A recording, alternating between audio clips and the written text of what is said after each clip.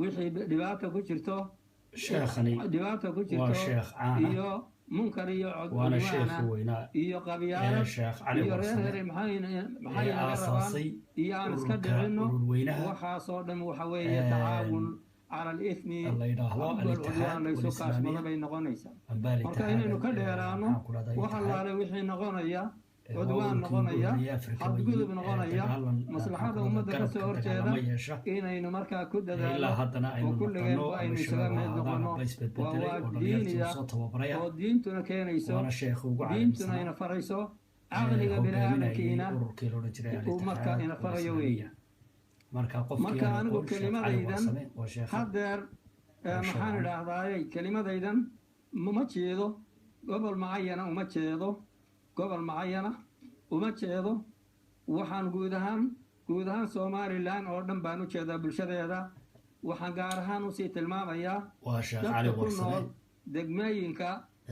waa sheekhi mashaariicda aasaasay ururka laga yaabo in alitixaad mashaariic laga fuliyo ama muxaawalaadku ay jiraan aba in mashaariic gudoomiyihii laga ururweynihii fuliyo alitixaad oo ee maxaan keenada idhahdaaye afrika oo macdan iyo waxuu doorasho doonaba ha wacan noqdee wixii ummadda wax soo saar leh wax u taraya meelaha la doonayo in laga fuliyo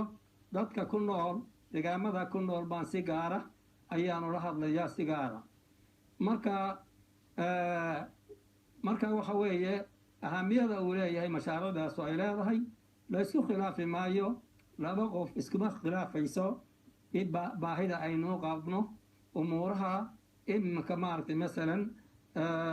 umuuraha laynoo soo bandhigayo ama macaadin ama biyo ha noqoto ama baasiin ha noqoto ama macdan kale ha noqoto waxa weeye cid inooga baahi weyne ma jirto dhulkeennuna waa dihin yahay oo cid wax ka gurtay dhagax ka qaaday ma jiro waxa weeyaan haddii wax inooga faa'iideynayo aynu helo iyaguna ha ka faa'iidaysteene wax inooga faa'iideynaya haddaynu helo waxa jib bay noogu tahay kulligeen